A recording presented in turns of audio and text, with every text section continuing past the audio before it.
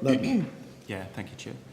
I've got some follow-up questions. Senator Waters in November put some questions on my behalf about weather patterns in the West Pilbara, particularly in Karratha, and I think we've got the officers at the table who are actually there.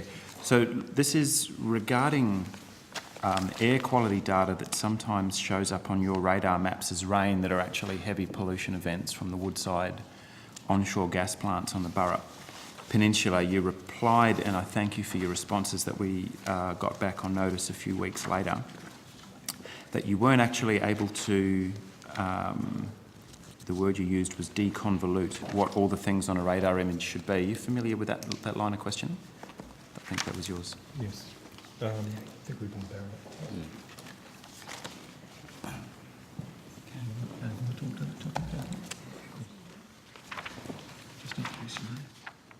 Yeah, Barry Hanstrom, Deputy Director for the Bureau's Observation and Infrastructure Division.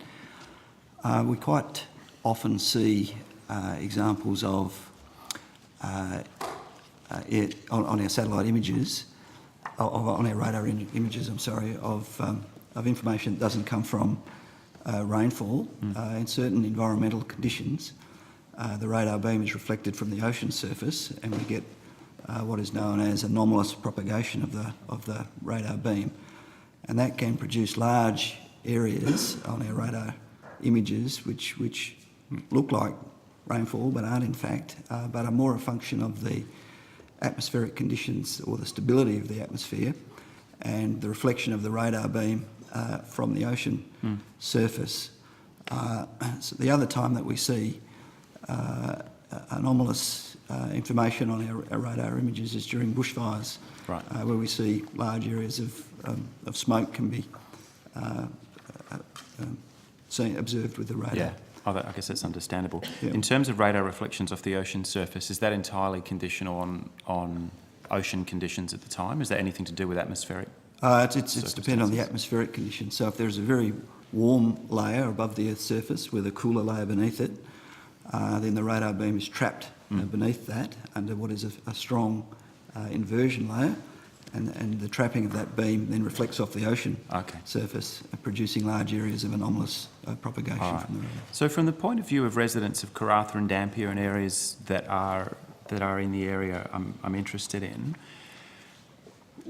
how much effort would it take? So I guess if it's an inversion layer or if it's a bushfire, that's one thing. But the idea that you could have a pollution event that was so severe that it would be returned on your radar maps as rain is obviously of concern to residents, and it's been raised with me. How difficult would it be to pick out the signature of pollution events specifically rather than some of the other phenomena you've mentioned? I think that would be very difficult. Generally speaking, the level of particulates that would be required to generate a radar signal that was observable would need to be very large. In a big bushfire where there's heaps of smoke, we see that signal. In heavy rain, we see that signal. But fine-scale particulates resulting from air pollution, I don't recall, and I have no knowledge of seeing incidents of air pollution being visible on our radar network. Have you visited the Pilbara? Have you visited the site? Yes, I have. You have, and you're familiar with the orange cloud that lies on the horizon over those gas plants? No, I'm not familiar with that, but I have visited the Pilbara. Okay. Have you visited the Burrup specifically? Yes, I have. You have. Okay. So residents quite frequently, and I've been up there plenty of times and seen it myself. You can see a brown, kind of orange haze, depending on what the rest of the air is doing, that is being emitted from the flare stacks on the Burrup.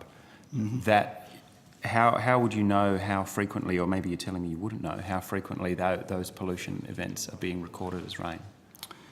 Yeah, no, we wouldn't know the answer to that. I'm sorry, and it would be hard to distinguish whether in fact it was pollution or whether it was this atmospheric phenomena that I referred to earlier that was causing that. Could you understand why residents might be interested in you making such an effort? Because otherwise they have kind of no way of knowing, apart from just looking out the window and seeing that the sky is no longer blue. Sure. Is there any research effort or anything at all that BOM can help us with on behalf of residents in that area? Because you're aware that this is not smoke or particulates, it's VOCs and goodness knows what else, cocktail of chemicals. Well, look, Senator, it's not something we generally look at or look at all, really. That's a matter for probably the Environment Protection Agency in the state, I would think, to be reporting on that kind of thing. Well, if they did, I'd probably be asking my West Australian colleagues to put it to them, but unfortunately they don't, so I'm putting it back to you. There's no follow-up or additional research or anything that you folk are prepared to undertake on behalf of residents up in that part of the world? I'm not sure we have the skills for that, Senator. We don't have, we have a small capacity in air pollution or air atmospheric chemistry, I suppose, but it's not a strong speciality of the Bureau. Okay. In response to the questions that Senator Waters put to you, you indicated that you're aware that there is air quality monitoring equipment on site, and Woodside do collect some data up there as a result of community pressure. Do you have access to that, or access to that data, or is that not within your remit at all?